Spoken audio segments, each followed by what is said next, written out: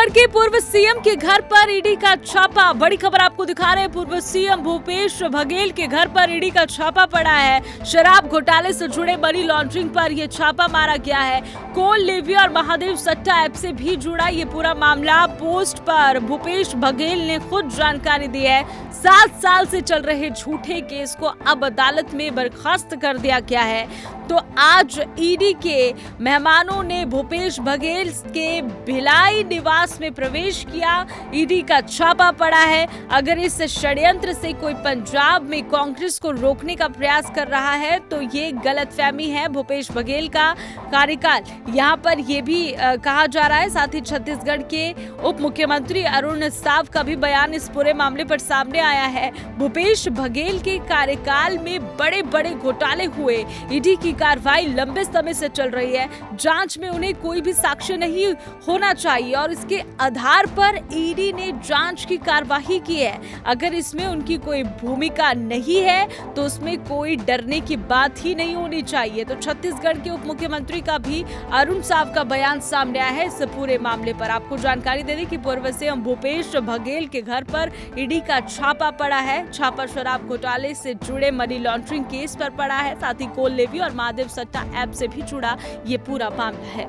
देखिए, जब भी कोई इस तरह की बात होती है तो कांग्रेस का ये रटा रुटाया आरोप है, पर इस बात से कैसे इनकार करेंगे कि आप भूपेश बघेल के कार्यकाल में बड़े बड़े घोटाले हुए हैं, जिसमें उनके नजदीकी अधिकारी और शराब घोटाले में तत्कालीन आबकारी मंत्री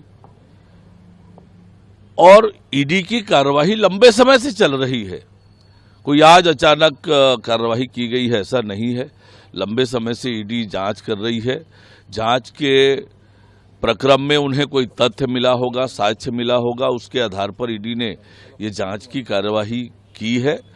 और यदि आपकी कोई भूमिका नहीं है तो डरने और घबराने की तो कोई बात होनी नहीं चाहिए।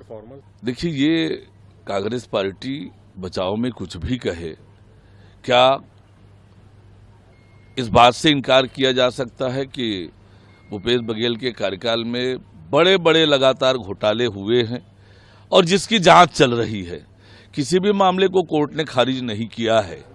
जांच लगातार चल रही है और जांच के प्रक्रम में ही ईडी ने ये पूछताछ और जांच की कार्रवाई प्रारंभ की है। छत्तीसगढ़ के पूर्व सीएम के घर पर ईडी का छापा। बड़ी खबर आपको दिखा रहे हैं। पूर्व सीएम भूपेश बघेल के घर पर ईडी का छापा पड़ा है। शराब घोटाले से जुड़े मनी लॉन्ड्रिंग पर यह छापा मारा गया है। कोल लेवी और महादेव सट्टा ऐप से भी जुड़ा ये पूरा मामला। पोस्ट पर भूपेश बघेल ने खुद जानकारी दी है। 7 साल से चल रहे झूठे केस को अब अदालत में बर्खास्त कर दिया गया है। तो आज ईडी के मेहमानों ने भूपेश बघेल के भिलाई निवास में प्रवेश किया।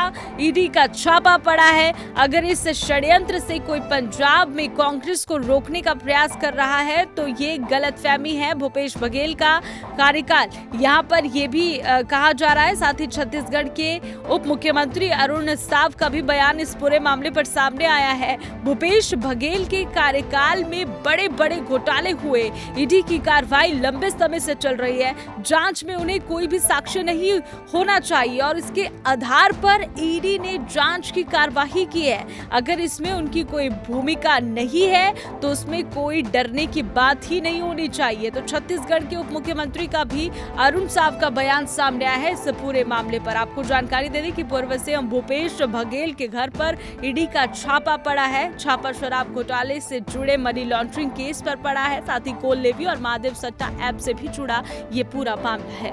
देखिए, जब भी कोई इस तरह की बात होती है तो कांग्रेस का ये रटा रुटाया आरोप है, पर इस बात से कैसे इनकार करेंगे कि आप भूपेश बघेल के कार्यकाल में बड़े बड़े घोटाले हुए हैं, जिसमें उनके नजदीकी अधिकारी और शराब घोटाले में तत्कालीन आबकारी मंत्री